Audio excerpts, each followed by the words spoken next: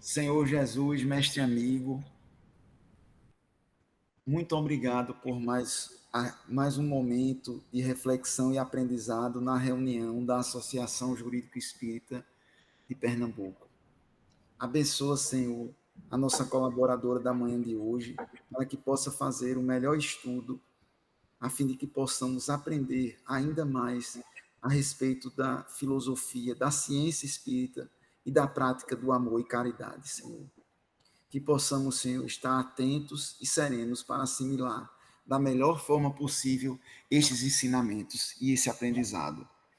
Assim, Senhor, pedimos autorização à espiritualidade superior e aos espíritos amigos para iniciar mais um estudo da nossa AGE Pernambuco. Assim seja. Assim seja. Então, nosso estudo de hoje é com Nani, né? E o tema é a ética do bom samaritano. Não é isso, Nani? A palavra Isso. está com você, minha amiga. Meus irmãos, bom dia. Que as bênçãos de Jesus e de Maria Santíssima possam alcançar todos vocês que estão aqui nesse momento, formando essa pequena egrégora, e todos os que vierem assistir depois a esse pequeno estudo. O tema de hoje, assim, tão pertinho do Natal, toca profundamente ao nosso coração, porque ele traz a figura amorosa de Jesus, a figura do professor Jesus, Jesus educando, Jesus ensinando. E quando a gente pensa em evangelho e pensa nas palavras, na conduta do Cristo, a gente pensa em ética. Porque tudo em Jesus é um convite a uma postura do ser no mundo e ao mundo. E tudo que diz respeito à conduta, ao modo do ser humano se conduzir, se relacionar, não apenas com os seus semelhantes, mas com a natureza, com as questões públicas, com as questões sociais, com toda forma do ser humano se colocar no mundo, ser no mundo e ao mundo, é ética. A ética não é só para dentro, ela é para dentro para que a gente faça a construção dos princípios, a iluminação dos princípios dentro de nós. Mas a ética, ela se manifesta na relação. Se manifesta você com o outro, você com a sua família, você com a sociedade. E hoje, sempre devemos estar trazendo isso também. Você, ser humano, com a natureza. Porque também é ética você se perceber um ser da natureza e respeitar a natureza.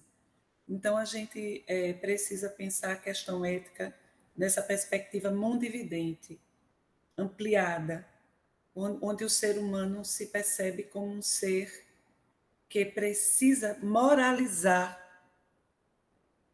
o seu mundo íntimo e precisa moralizar a forma como se relaciona, inclusive como pensa.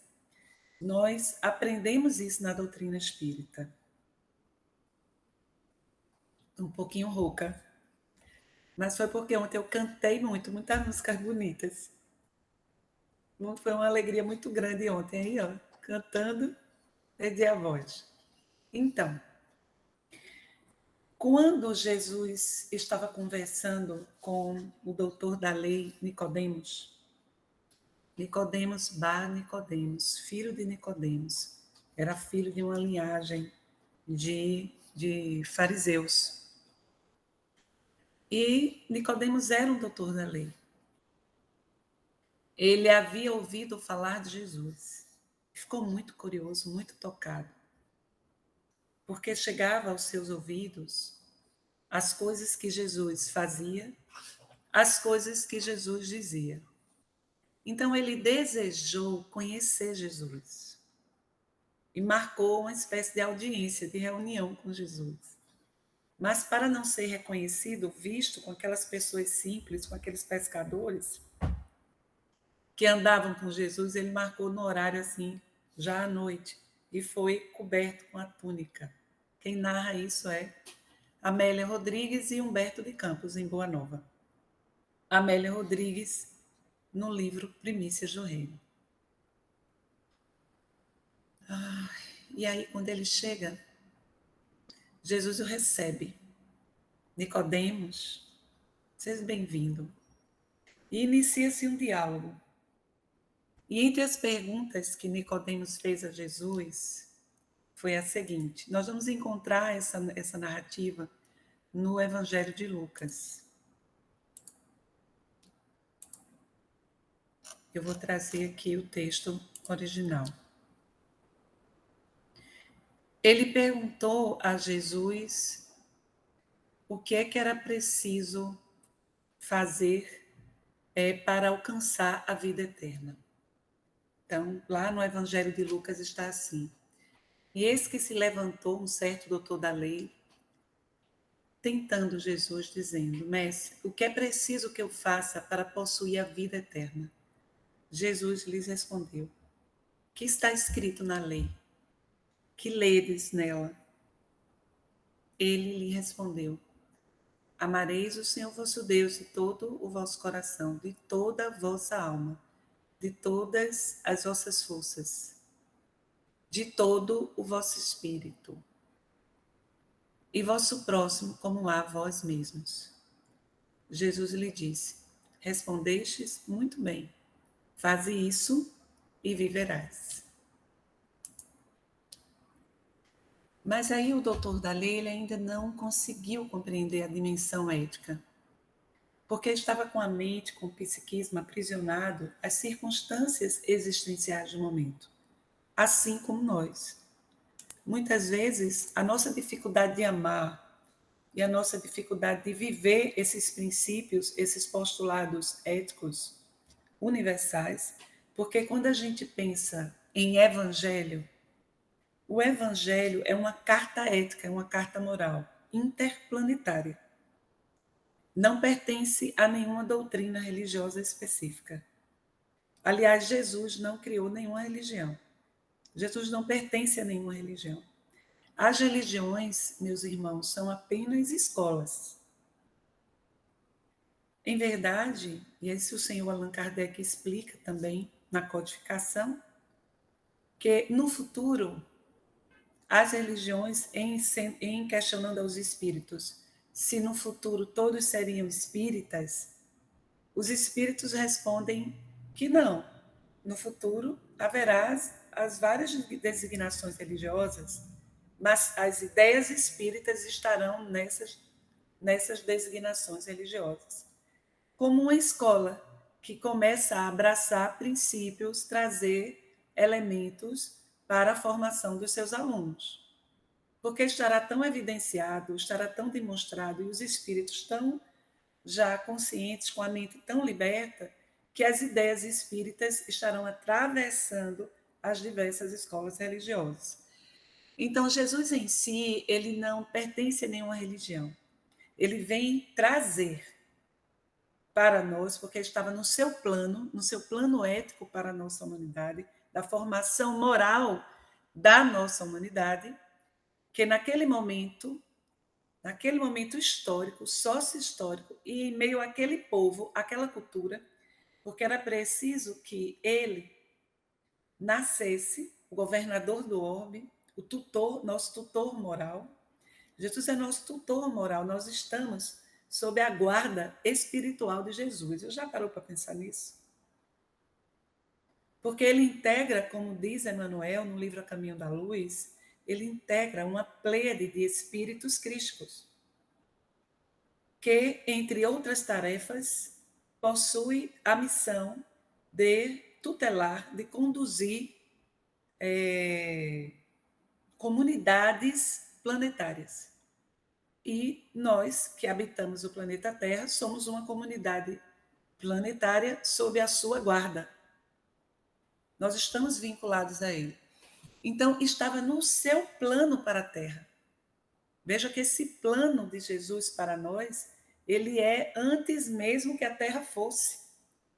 Porque nesta obra Caminho da Luz, Emmanuel descreve que o Senhor, que Deus, faz desprender do Sol uma massa fluídica e que Jesus toma desses fluidos e ao longo dos anos, dos milênios, com a ajuda dos seus prepostos, foi preparando um orbe para nos receber,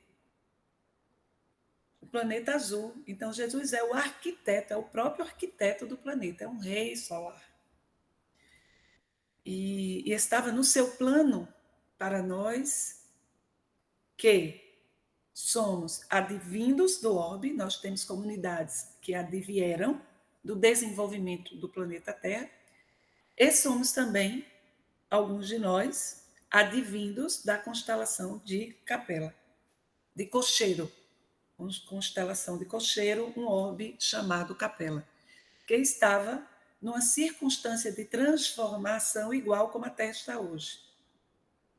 Então, muitos capelinos vieram aqui para a Terra. Então, estava dentro dessa programação de Jesus que ele iria nascer. O objetivo do nascimento de Jesus, o símbolo profundo da manjedoura, é exatamente esse. Trazer para nós uma ética universal de forma presentificada, materializada. Ele materializa para nós o que significa um ser cristificado, ou seja, alguém que se filiou ao Pai. E tudo em Jesus é ética, desde o nascimento, desde a travessia de José, desde tudo, desde o lugar onde ele nasce. E ele escolhe nascer entre os hebreus, entre o povo judeu, porque era um povo, entre aquelas comunidades da época, que tinha a noção já amadurecida de Deus uno. Isso era muito importante, porque ele vinha falar de Deus, do amor de Deus. Então era preciso que esses conceitos já tivessem já formados na mente daquela comunidade. Então tudo em Jesus é ensinamento. Ele vem mostrar para nós como se comporta, o que diz, o que fala, como se conduz o ser que se permitiu filiar a Deus. E nós precisamos, então, pensar Jesus dentro dessa perspectiva, tirá-lo dentro desses tronos das religiões, trazer Jesus para o nosso coração, trazer Jesus para a manjedoura do nosso coração. Imaginem, meus irmãos, um rei solar, o arquiteto do orbe. Não teve lugar que lhe desse melhor acolhimento. Ele nasceu numa gruta de pedra, onde animaizinhos buscavam estrebaria, onde animaizinhos buscavam se acolher.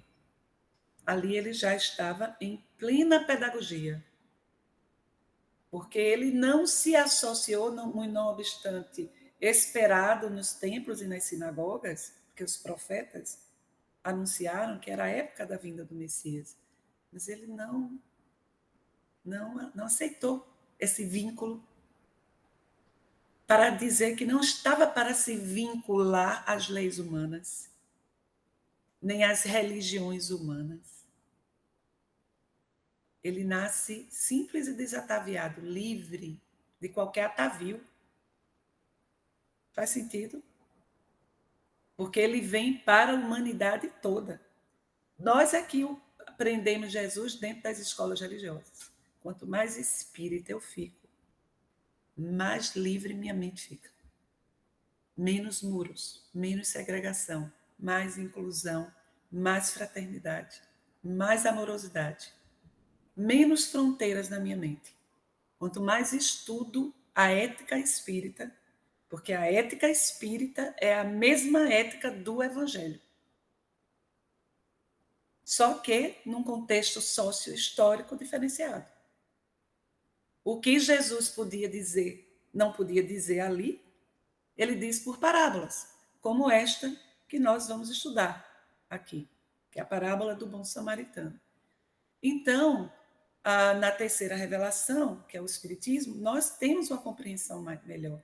Eu gosto muito dessa imagem do Espiritismo como uma espécie de rosa que se abre com todas as pétalas e que vai trazer perfumes que não foram possíveis de nós conhecermos em profundidade naquele tempo em que Jesus esteve aqui.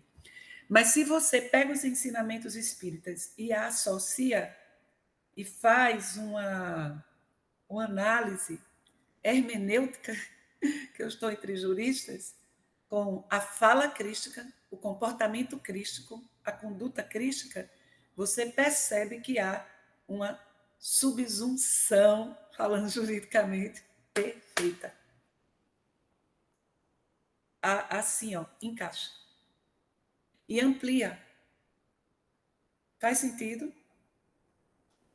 Então, a gente precisa pensar Jesus assim, a gente precisa também libertar nossas mentes. Sobretudo nesses dias em que nós estamos tendo uma grande investida do obscurantismo, de espíritos obscurantistas em todas as partes do orbe, espíritos com a mente presa ainda em sentimentos, ideias para lá de medievais, sem nenhuma vergonha de colocar pensamentos e ideias antifraternas, com coragem de falar coisas antifraternas, como se isso fosse uma moral, e é uma moral, mas é a antimoral. A gente precisa cada vez mais pensar esse Cristo liberto e trazer esse Cristo, essa manjedoura para dentro da gente, para que a gente não entre nesse contexto dessas paixões. São os últimos esgares desses espíritos inferiores aqui no orbe. Estão fazendo uma bagunça muito grande. Principalmente estão investindo pesado contra a natureza e contra todas as pessoas que têm ideias democráticas, amorosas, fraternas. O momento é difícil, mas é também um momento de transição e de muita esperança. Não esqueçamos que, mesmo na Idade Média, muita luz ali se fez. Fez-se tanta luz que, nos séculos das luzes, tudo reverberou. Aquilo que aconteceu no Renascimento estava sendo feito lá no período da Idade Média. Então, esse é o momento que a gente está vivendo, um momento que os bons até ficam tímidos de falar, de se colocar, mas não devemos ter timidez. Devemos, sim, não entrar em nenhuma briga e discussão, mas falar, se expressar, nos conduzir de forma amorosa, ética e fraterna, faz-se urgente, libertando as consciências que convivem conosco através da nossa própria conduta. Quer dizer, uma manjedoura que se internaliza e que se realiza. Um Cristo em nós. Esse é o momento do Cristo fazer um sentido ético e nós livrarmos o nosso pensamento, o nosso sentimento dessas peias que nos atrasam. Mas vamos lá para a parábola do bom samaritano. Lá na parábola, nós vamos encontrar o seguinte. Nicodemos pergunta, mas esse homem, querendo parecer justo, disse a Jesus, e quem é meu próximo? Ele pergunta quem é o próximo. E Jesus, tomando a palavra, lhe disse. Está Evangelho de Lucas aqui. Um homem que descia de Jerusalém para Jericó. Jericó era uma cidade passagem. Por isso essa imagem, né? Um homem que descia de Jerusalém para Jericó, caiu nas mãos de ladrões que o despojaram, cobriram-no de feridas e se foram, deixando-o semi-morto. Aconteceu em seguida que um sacerdote descia pelo mesmo caminho e, tendo-o percebido, passou do outro lado. Um sacerdote, um ser representante da religião e da lei, porque aquele era um estado teocrático. Montesquieu não havia reencarnado ainda. O iluminismo ainda não tinha chegado. Então, o Estado, ele trazia, a figura de Estado era o sacerdote, que representava a lei, que representava o poder também religioso. E também era juiz. Também o poder de julgar, de aplicar penas, era dos sacerdotes também. Um sacerdote descia pelo mesmo caminho e, tendo percebido, passou para o outro lado. Um levita. O que é um levita? Um levita ainda não é um sacerdote, mas é um estudioso da lei. Era alguém que conhecia a lei, conhecia a Torá. E o que estava lá escrito na Torá: amarás o Senhor teu Deus com todas as forças do teu coração e ao próximo como a ti mesmo. Tendo considerado o levita, tendo considerado o homem caído, todo ferido, passou ainda também do outro lado. Agora imagine, meus irmãos, Jesus está narrando isso para um fariseu e para os judeus, né? Mais um samaritano. Quem era um samaritano? Veja que imagem forte aqui na pedagogia crística, na psicologia crística. Mais um samaritano.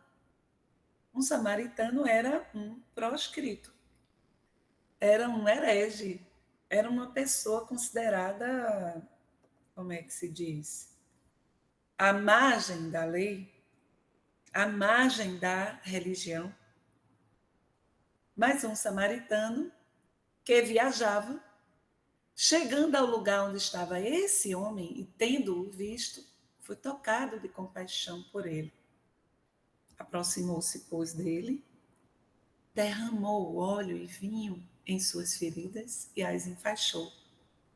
E, tendo-o colocado sobre o seu cavalo, conduziu-o a uma hospedaria e cuidou dele. E ainda achando pouco, no dia seguinte, tirou 2 moedas e as deu ao hospedeiro, dizendo: tende bastante cuidado com este homem, quer dizer, cuida dele, e tudo o que despenderdes a mais eu vos restituirei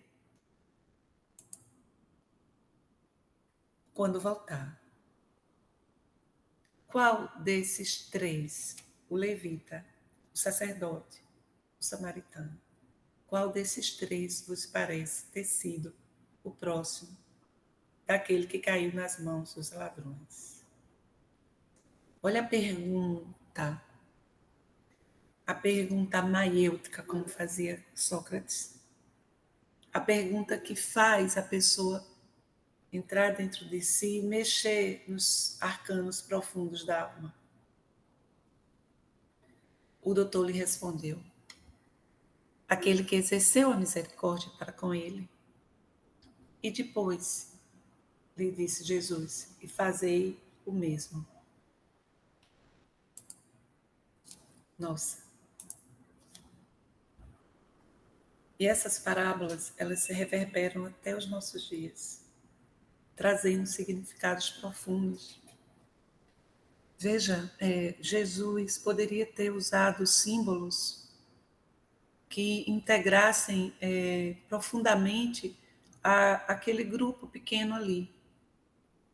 Mas como ele estava falando para o fariseu, para o judeu, e ele tinha a intenção que aquela parábola ela atravessasse os séculos, os milênios e chegassem até nós, a parábola ela traz ensinamentos universais. Então, ele traz 3 personagens que podem ser encontradas hoje muito facilmente. Quem é o doutor da lei? Quem é o sacerdote hoje, gente? É muito fácil. Estamos ainda vendo muitos transformando os templos em culto de bezerro de ouro, do bezerro de ouro. Não é verdade? O levita, quem é? Sabe muito, conhece muito, tem acesso à lei, à verdade, mas conhece dentro de uma perspectiva mais retórica, intelectualizada, e esses ensinamentos necessariamente não fazem um sentido profundo. Não o leva a transmudar. Observe nessas personagens você mesmo, a nós mesmos. Por quanto tempo nós dizemos que somos espíritas, muitas vezes? Eu tenho visto muitos companheiros estudando muito a doutrina espírita, sabe? É bom estudar, eu gosto de estudar, eu estudo todo dia. Mas o que você está estudando faz sentido para você?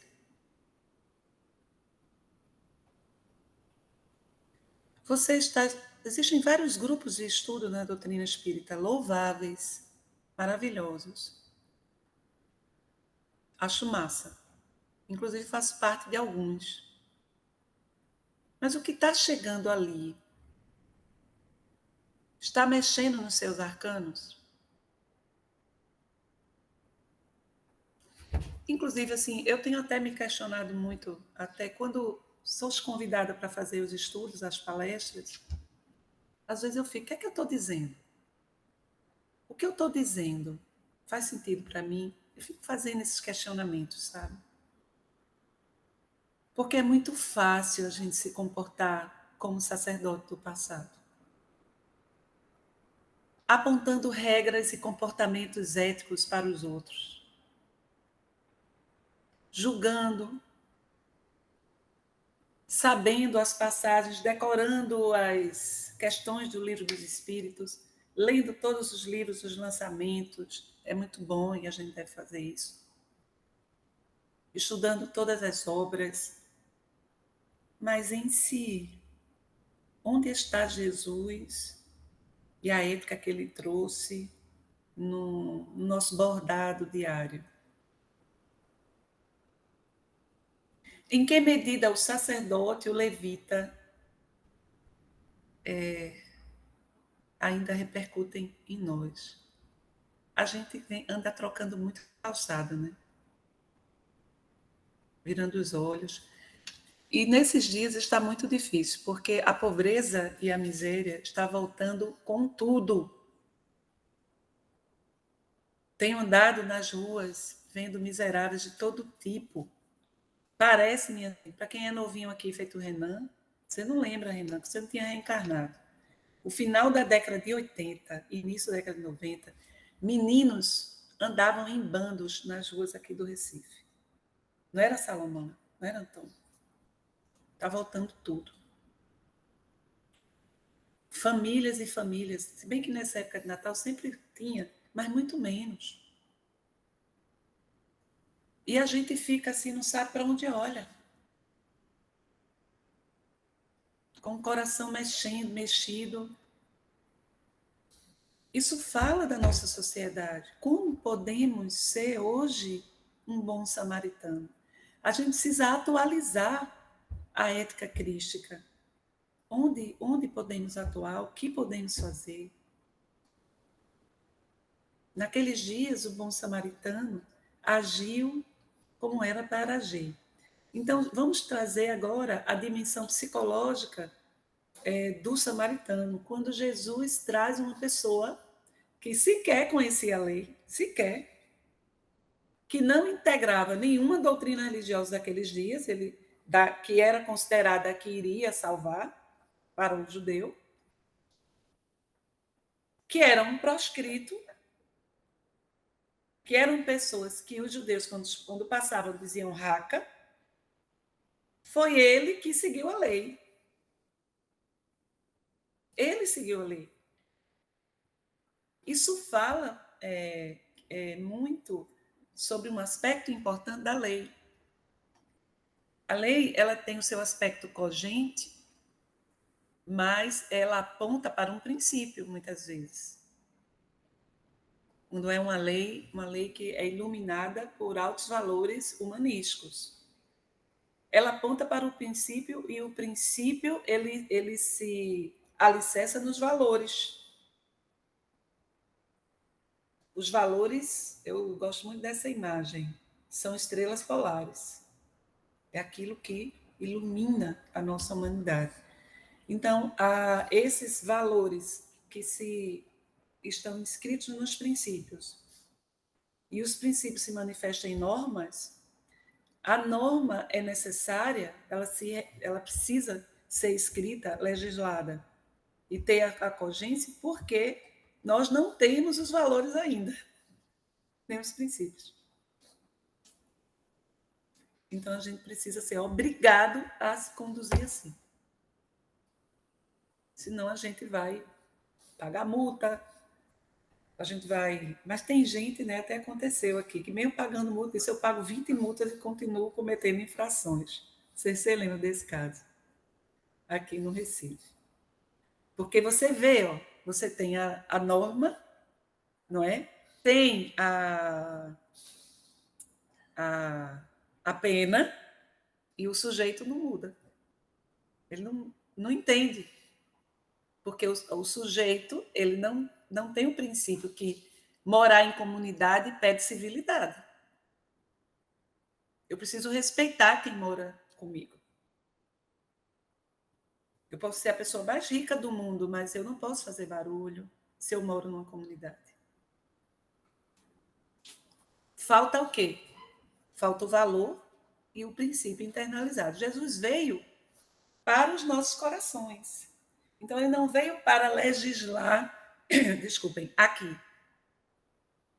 Ele veio para cá, os princípios, para trabalhar isso. Por isso que lá, no livro Boa Nova, capítulo 1 do livro Boa Nova, Humberto de Campos diz que, quando ele sai daquele período do deserto, ele se dirige a Jerusalém e vai para a frente da sinagoga de Jerusalém.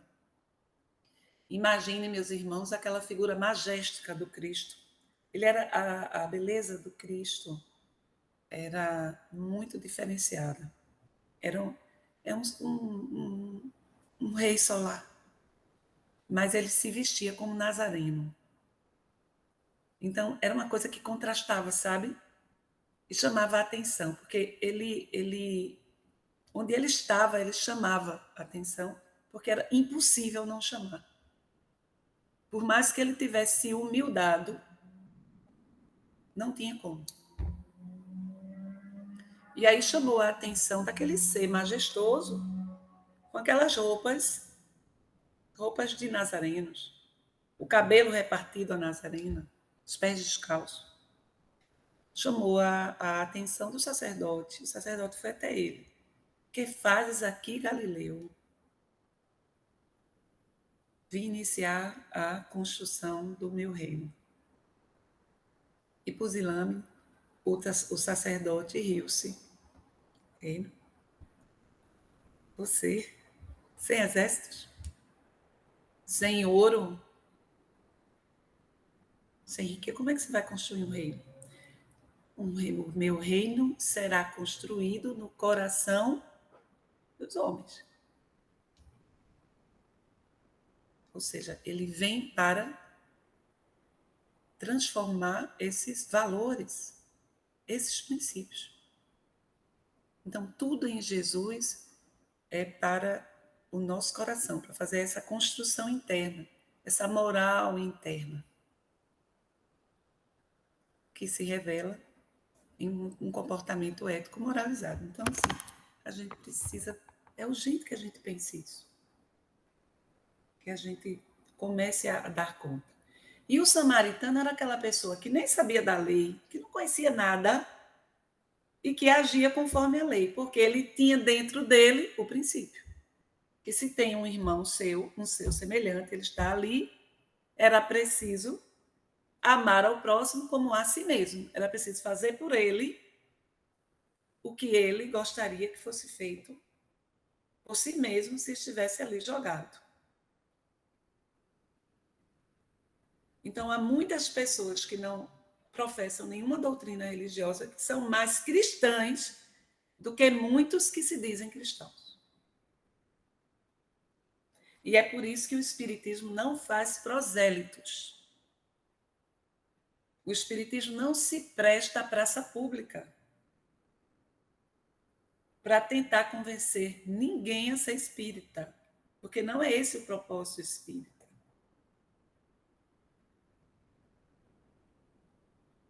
E a gente fica pensando quando vê alguns companheiros com esses comportamentos proselitistas ainda hoje, e o que é mais triste, ouso colocar aqui, é ver companheiros espíritas associando Jesus a personalidades psicopáticas, sociopáticas, políticas dos dias atuais. É de chorar.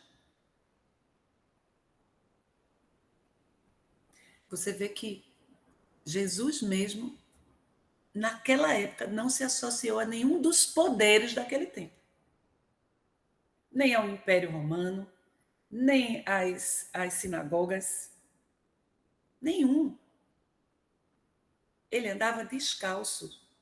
O colégio apostolar, o primeiro, era composto por humildes pescadores, homens simples. E as pessoas não compreendem. Ainda hoje se comportam de forma farisaica.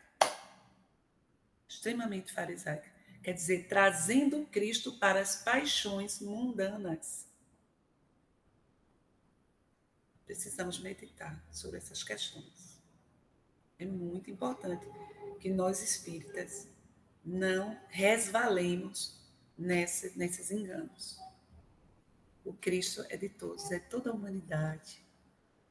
Nossos irmãos estão em toda parte. O Verbo de Deus soprou em toda parte. O Verbo de Deus tem prepostos em todos os locais da terra. Missionários da sua escola crística, que é a escola de Deus, toda parte. Todos aqueles que falam de amor e de fraternidade, todos aqueles que ajudam o ser humano a serem amorosos e fraternos, são crísticos. Mesmo que não se reconheçam crísticos. Pessoa mais crística que o Mahatma Gandhi, estou para conhecer. E não era cristão no sentido religioso, humano. Faz sentido isso, né? Então, aqui nós, para conduzir já aqui uma reflexão final, a gente vai tirar uma passagem desse livro aqui, Religião dos Espíritos, o capítulo 49. Se você tiver aí, pode acompanhar. Capítulo 49 do livro Religião dos Espíritos. É uma mensagem que o benfeitor Emmanuel faz um comentário sobre a parábola do bom samaritano. É o homem bom. O título da lição é o homem bom. Conta-se que Jesus, diz Emmanuel, após narrar a parábola do bom samaritano, foi novamente interpelado pelo doutor da lei, que, alegando não lhe haver compreendido integralmente a lição, perguntou sutil: Mestre, que farei para ser considerado homem bom? Evidenciando paciência admirável, o Senhor respondeu: Imagina-te vitimado pela mudez, que te iniba a manifestação do verbo escorreito, e pensa quão grato te mostrarias ao companheiro que falasse por ti a palavra encarcerada na boca. Imagina-te de olhos mortos pela enfermidade irremediável e lembra a alegria da caminhada ante as mãos que te estendessem ao passo incerto, garantindo-te a segurança. Imagina-te caído e desfalecente na via pública e preliba o teu consolo nos braços que te oferecessem amparo sem qualquer desrespeito para com os teus sofrimentos. Imagina-te tocado por moléstia contagiosa e reflete no contentamento que te iluminaria o coração perante a visita do amigo que te fosse levar alguns minutos de solidariedade. Imagina-te no cárcere, padecendo a incompreensão do mundo, e recorda como te edificaria o gesto de coragem do irmão que te buscasse testemunhar entendimento. Imagina-te sem pão no lar, arrostando amargura e escassez, e raciocínio sobre a felicidade que te apareceria de súbito no amparo daqueles que te levassem leve migalha de auxílio. sem perguntar por teu modo de crer e sem te exigir exames de consciência. Imagina-te em erro, sob o sarcasmo de muitos. Mentaliza o balsâmico, o bálsamo com que te acalmarias diante da indulgência dos que te desculpassem a falta, alentando-te o recomeço. Imagina-te fatigado, intemperante, e observa quão reconhecido ficarias para com todos os que te ofertassem a oração do silêncio e a frase da simpatia. Em teu parecer, quais teriam sido os homens bons nessas circunstâncias? Os que usassem da compreensão e misericórdia para contigo? Então repetiu, os que usassem de compreensão e misericórdia para comigo, explicou o interlocutor. Então repetiu Jesus com bondade, segue adiante e faz o mesmo. Então Emmanuel aqui ele faz um desdobramento do diálogo, né? Nessa mensagem. Então, queridos, eu gostaria de concluir a exposição deixando uns 15, 18 minutos para que a gente possa conversar um pouco, como a gente sempre faz nos encontros, né? Então, concluo aqui a exposição.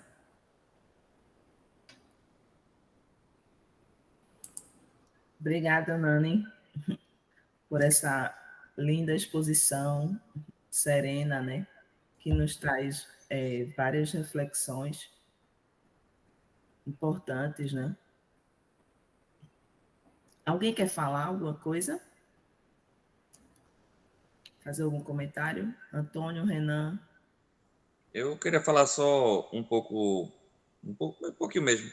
Eu acho que Nani foi profunda, viu? Estava ouvindo as palavras, foi serena e profunda mesmo aí na mensagem. A parábola do bom samaritano, para mim, realmente é funda, é profunda mesmo, quando a gente reflete nela e vê com profundidade o contexto daquela mensagem de Jesus. É perfeito, assim, é profundo e toca fundo no nosso coração. E a tua mensagem também é bem profunda, assim, bem reflexiva. E dentre o que você falou, teve uma parte que também foi bem reflexiva para mim, que foi aquela questão do espírita estudar bastante e às vezes não vivenciar a mensagem, né? Aí isso foi profundo também, né? Muitas vezes a gente lê, sabe muito bem do Evangelho, conhece as passagens de Jesus, lê Kardec, sabe muitas mensagens, conhece, mas às vezes é no dia a dia mesmo, é ali no trabalho, é ali na família, é no dia a dia, que às vezes a gente esquece da mensagem e pratica de outras formas, né? Então, como vivenciar o Evangelho no dia a dia é um desafio nosso mesmo, para não passar só de texto, leitura de texto, passar a ser uma vivência nossa. Esse é um grande desafio. E outra coisa que me tocou também na tua mensagem é que Jesus tinha muita coragem de falar naquela época contra os poderes da época, né? Contra o que era dominante na época. E hoje nós, eu digo eu, e digo assim os cristãos de modo geral, a religião, infelizmente a gente não tem tanta essa coragem assim mais, né? Eu digo, estou generalizando, lógico, a gente tem cristãos de coragem. Só estou falando assim que nós cristãos hoje, o cristianismo é tão popular e perdeu o poder até de criticar o que é ruim, criticar no bom sentido, do que é ruim para a nossa evolução. A gente tem medo disso, porque a gente entende que o pacifismo é aceitar, ficar calado, não falar, então vamos deixando. Então, ao mesmo tempo, se a gente falar, pode gerar também conflito. Então, eu acho que esse é um conflito do cristão atual, Nani. Fala ou não fala? Se posiciona ou não se posiciona? Porque gera um conflito com quem pensa diferente, mas ao mesmo tempo os bons sempre se calam com medo do conflito. Então esse é uma dicotomia, essa é uma dúvida muito grande hoje no cristianismo, né? Nós cristãos temos essa dúvida. Acho que esse é um ponto E reflexivo uma também. coisa, há alguns contextos que o silêncio é o silêncio e a ação é a melhor postura, porque a mentalidade é tão atrasada e a pessoa está tão contaminada por pensamentos raivosos, uma percepção tão É tão difícil que não existe o diálogo. Esse é o perigo. É um perigo muito grande. O que a gente vê hoje é perigoso. Porque onde não há o diálogo, o fundamentalismo graça. Então, aqui é um ponto importante que você está trazendo. Nem a omissão, nem subserviência, nem omissão, mas também não entrar em linhas de debates estéreis. Quando tiver a oportunidade, falar com serenidade, principalmente agir com serenidade. Há momentos na rede social, por exemplo, se você diz uma coisa, você é perseguido, inclusive na rede social. Mas você pode divulgar ideias de paz. Essas ideias de paz, de luz, amor e de fraternidade, que são totalmente contrárias ao que está se querendo impor na nossa coletividade. Então, assim, eu estive num jantar há poucos dias e uma pessoa, eu sou da área de saúde, da área médica, começou com um discurso assim anti-vacina medieval. Tem condições de diálogo. As ideias dele, você percebe que é de um atraso, ele está tão que eu estava lá no jantar com os amigos, todo mundo conversando alegres. Não era, seria eu que iria entrar num debate com ele. Não era o momento. Então, ele se dirigiu para mim, falando tudo isso para mim. Eu só perguntei, fiz uma pergunta. O que você diz aí? Você conhece as estatísticas? Só isso, pronto. O homem já ficou vermelho, feito um camarão. Então, só isso. E ali eu já saí de perto, porque o silêncio é a melhor postura em algumas situações, que a pessoa ela não está aberta, ela está querendo brigar. Entende? E aí Jesus ensinou para a gente que onde não há abertura, a gente bate as sandálias, a poeira, e segue o nosso caminho. Mas se há oportunidade de diálogo, a gente dialoga, escuta o outro e se faz escutar também. Ok. Salomão quer falar. Pode falar, Salomão. Oi, meu amigo. Eu vou ceder gentilmente a minha esposa, que está aí inscrita. Depois eu falo depois dela. Isso é que Se é um houver tempo, eu gentleman. falo. É um nobre homem. Vocês merecem tudo. As mulheres são 10 sempre. Deixa eu ver se eu estou com áudio. Bom dia, Nani, Oi, querida. Paula, tudo bom? Tudo jóia. Mais uma vez, parabéns por essa palestra maravilhosa. Enfim, como todas as outras vezes, né, que dão uma clareada, iluminam muito os conhecimentos e ajudam tanto no dia a dia. Em tudo que você falou, eu acho que um ponto que me tocou muito e muito importante, acho que porque eu estou vivendo também esse momento, quando você falou que quanto mais se torna espírita, mais busca se libertar desses muros, e eu entendi, em minha interpretação eu vou dizer agora, e se libertar como se fosse sair um pouco da caixinha e pensar de maneira mais livre, no sentido de libertar de todo e qualquer preconceito, de toda e qualquer amarra, e realmente ter como norte o amor, e a compreensão, e a tolerância, e o acolhimento. O momento que a gente vive é muito difícil. E eu tenho buscado também, eu tenho tido isso como meta. Distante ainda estou, mas assim, como meta. E tenho me orientado muito dentro dessas suas palavras. Eu acho que todo mundo aqui conhece a figura do padre Júlio Lancelotti. E tem me inspirado muito. É um missionário do Cristo aqui, gente. E eu tenho dito, talvez assim me corrijam, mas até de uma maneira exagerada, mas eu tenho ele hoje, né, como uma inspiração e como uma pessoa, uma das pouquíssimas, ou uma das raríssimas pessoas que realmente entenderam a mensagem revolucionária do Cristo, do amor, do trabalho incansável e de realmente se focar na essência da mensagem do Cristo, né? De amar realmente, de amar com essa liberdade, sem amarra, sem preconceito, estando junto daquelas pessoas, daquela população invisível, né? que a gente atravessaria a rua, que a gente, em sentido amplo, atravessa a rua quando olha. E é perto dessas pessoas que ele trabalha, que ele acolhe, que ele ama, daquele transexual, junto do travesti, junto do morador de rua, sujo e cheirando mal. É ali que ele está. E onde a gente imagina, conhecendo um pouquinho, no meu caso, da história do Cristo, que se voltasse, era ali que ele estaria. E não onde a gente. Então, a mensagem dele, assim como a sua, ela realmente toca, porque faz a gente acordar e faz a gente se aproximar realmente do que é importante. É muita mensagem, é muito texto, a gente recebe muita coisa, mas muita coisa inchada, muita coisa floreada. E, assim, a dificuldade da gente manter o foco nessa essência linda. Então, assim, é uma pessoa que renova a minha fé. Quando eu realmente estou enfraquecida, quando eu realmente... a gente passa por momentos, assim, de fraqueza, de fragilidade mesmo espiritual ou de fé. É uma pessoa que você ouve, que você percebe a conduta e realmente uma das pouquíssimas, raríssimas, este entendeu a mensagem revolucionária do Cristo. Então, quando você, na sua palestra, teceu aí esse comentário, assim, me toca muito, porque este é o grande desafio, né?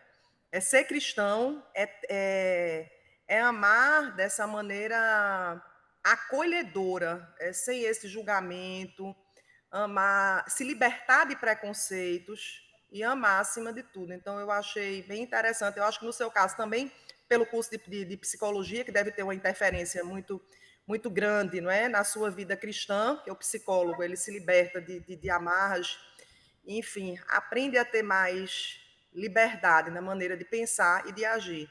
Mas, como o Antônio falou, é uma luta diária, né? É um desafio diário, é muito difícil. Mas, mais uma vez, parabéns e adorei. Obrigada. Padre Júlio Lancelotti, para mim, é irmã Dulce de Calça, mesmo. E aqui em Pernambuco, a gente tem o Padre Arlindo, de Tamandaré. Padre Arlindo, minha gente, a única creche que existe em Tamandaré foi ele que fez, 500 crianças. O trabalho que ele faz, todo o trabalho assim, de preparação para o trabalho, preparação para que aqueles jovens dali consigam se inserir nos empreendimentos que estão sendo feitos ali, é feito por Padre Arlindo. Não sei se Salomão trabalhou por lá, conheceu o Padre Arlindo. Não? Na verdade, eu acumulei Tamandaré, Nani. Eu trabalhei mais em Sirinhaém. Foi. Aí Pojuca, assim, né? Eu fico impressionada. Mas fiquei mais tempo. Fico impressionada com o Padre Arlindo também, com o trabalho que ele faz. Eu fui assistir uma homilia dele, eu fiquei impressionada com o que ele falou. Eu olhava para ele e via que eu tenho um pouquinho de mediunidade nesse sentido, a irradiação da aura dele. Então, assim, nós temos muitos companheiros nas diversas religiões que estão, ou sem religião mesmo, que estão em plena missão de falar, de ser, de sentir e de expressar a ética da regeneração. A gente tem que ficar atento onde está essa ética e não aprisioná-la. Bem, faz sentido isso. A gente tem 10 minutos. Eu vou falar bem rápido, que não tem muito o que falar dentro de tudo que já foi colocado, né? E parabéns a Nani mais uma vez pelo estudo que ela trouxe, foi muito bom. É sempre importante a gente refletir sobre a palestra, a parábola, né, do bom samaritano, e a gente vive tempos de muita reflexão no nosso país, né? A gente vai precisar de muita ponderação, muito equilíbrio, muita sabedoria para lidar com esse extremismo que hoje, não é, nos domina politicamente, um extremismo, não é, muito grande, um radicalismo de ideias, né, que prevaleceu nas últimas eleições e vem aí, tanto no plano político, principalmente, mas no plano social, passando meio que uma ideia de que o que vale é a agressividade, né? Vamos dizer assim, é aquele estilo agressivo, aquele estilo que acaba, que desmoraliza você, que grita, que fala mais alto, né? Então a gente precisa realmente ter muita reflexão, lembrar da sabedoria do Cristo mesmo, né? Como ele lidava com isso. Vamos lembrar que ele foi muitas vezes questionado pelos fariseus, né? Ele chegou a dizer: foi colocado contra a parede naquela questão da moeda, né, de pagar ou não tributo, e ele, né, disse: dá a César o que é de César, né, e a Deus o que é de Deus. Quer dizer, cada coisa no seu momento, e a gente precisa realmente refletir. O movimento espírita precisa também estar sempre pensando, ter autocrítica, que a gente precisa de autocrítica também, né? Não ser realmente, não ir pelo caminho do proselitismo, embora a gente saiba, até pelas necessidades de cada um, do nosso povo, o espiritismo, ele talvez seja hoje até mais tratado como religião do que propriamente como ciência e filosofia. Mas se a gente pegar os estudos de Kardec, a gente vai ver que Kardec queria uma ciência no primeiro momento, né? Depois ele flexibiliza um pouco com o Evangelho segundo o Espiritismo, a questão da filosofia, o lado religioso, mas nunca deixou de lado o aspecto científico, né, do Espiritismo. E isso é muito importante para que a gente possa, essa sua fala inicial foi muito bacana, no sentido de que a gente saiba também agregar as outras religiões que têm o seu papel, têm a sua missão, né? E que gradativamente, de fato, isso foi muito bom que você disse. Talvez isso já esteja acontecendo e a gente não esteja percebendo, né? Os preceitos espíritas. Na Igreja Católica, isso já vem há muitos anos, né?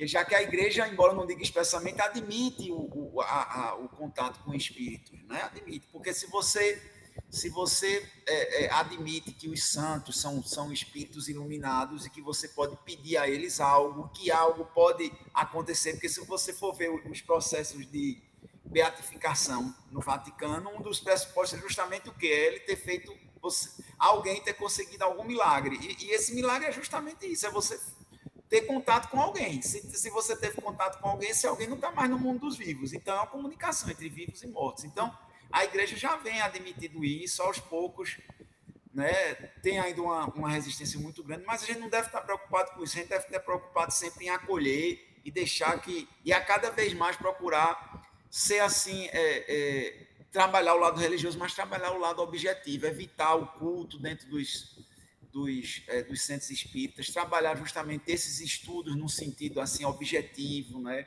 Evitar que a gente use muito, como às vezes acontece, algumas coisas que não ficam bem explicadas, né? Ter muita cautela nisso, para que a gente possa, de fato, ter o caráter religioso, mas também ter o caráter de ciência, né? O próprio Kardec disse, ele foi muito corajoso, né? Você pega aquele livro, um livro simples, o que é o Espiritismo, e você vê isso claramente nos diálogos dele, né? Com o padre, com o cético, quando eles olham, se você tiver a prova de que não existe, me traga, né? Então, é essa linha que eu penso que o movimento espírita deve seguir, né? Mas, assim, todos nós, muita ponderação. 2022 vai ser um ano para o Brasil, para a pátria, para o coração do mundo e pátria do Evangelho, de muito teste. A gente precisa resgatar essa cultura que Nani falou, do diálogo, do saber ouvir, do diálogo, e de se afastar. Se a pessoa não tiver condição, de fato é melhor não falar, né? Porque, claro, quando é possível, quando há uma abertura de diálogo, você deve fazer, deve com jeito, com muita serenidade, tranquilidade, colocar a ideia, né? Mas, infelizmente, tem pessoas que não têm mais condição de você discutir, infelizmente. Então, assim, às vezes é voltar para aquela questão, conhece-te a ti mesmo. Eu falando de mim, né? Tem pessoas que às vezes eu evito porque eu sei que eu vou me exaltar. Então não adianta, eu realmente, eu ainda não tenho esse preparo, essa elevação espiritual para... então, eu simplesmente saio de perto. Então não dá, tá certo, tudo bem. Mas assim, claro, aqueles que tiverem condição, mas se não, é melhor muitas vezes sair e deixar a mensagem de alguma forma. É isso. Obrigado pela oportunidade. Gente, eu quero agradecer demais a oportunidade de contribuir. Peço desculpas novamente pelo meu engano. Vou fazer um estudo agora com o pessoal do SOS Preces, que é um trabalho que eu quero até falar para vocês. E o projeto escutatório se associou ao SOS Preces. Tem um ramal de telefone, é um trabalho de prevenção ao suicídio. E esse número do SOS Preces telefone alcança todo o território nacional. E é mais ou menos como um trabalho do CVV. Então, agora eu vou fazer um trabalho com os voluntários do SOS Preces sobre as emoções. Vocês podem assistir também, é só entrar no Instagram agora, mas vai ser um trabalho mais em torno da psicologia, bem dentro da psicologia agora. E acompanhe esse trabalho do SOS Express. Se você souber de alguém que esteja precisando ser escutado, passa o número. Às vezes uma pessoa está muito aperreada, você quer ajudar, nem sabe como. 24 horas esse número funciona. Não é? Então, é um trabalho ecumênico, embora a maioria dos voluntários sejam espíritas. Não é? Ok? Ok, muito bom saber, Nani. A gente só tem a te agradecer. O último estudo, né, o último encontro da AGE, né, desse ano. Quero desejar a todos um Feliz Natal, né, como Salomão disse, o ano que vem vai ser de desafios, né, Salomão? Então, que a gente tenha muita sabedoria, né, para 2022. Alguém deseja fazer a prece final? Posso fazer, Bárbara. Ok, Renato. Pai nosso que estás no céu, santificado seja o vosso nome, venha a nós o vosso reino, seja feita a vossa vontade, assim na terra como no céu. O pão nosso de cada dia nos dai hoje, perdoai as nossas ofensas, assim como nós perdoamos aqueles que nos têm ofendido. E não nos deixeis, Senhor, cair em tentação, e nos livrai de todos os males, assim seja. Querido Mestre Jesus, estamos agradecidos nós da Associação de Espírita do Estado de Pernambuco pela oportunidade de ser alertado com os ensinamentos através da nossa querida menina, e que possamos estar atentos a esses ensinamentos para colocá-los em prática, com sabedoria, inteligência e diligência nas ações, para ajudar nossos irmãos que necessitam e a nós mesmos, para assim favorecermos o desenvolvimento do nosso planeta. Com essas palavras, eu vou a palavra para a presidente da Pernambuco. O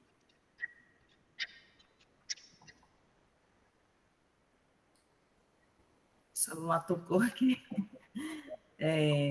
Obrigada, Renan. Obrigada a todos. Hoje estamos terminando excepcionalmente às 10 horas, né? Por conta do compromisso de Nani. Mas ano que vem teremos mais encontros, se Deus quiser. Até breve, então. Até a próxima. Obrigada, Nani. Feliz Natal, gente!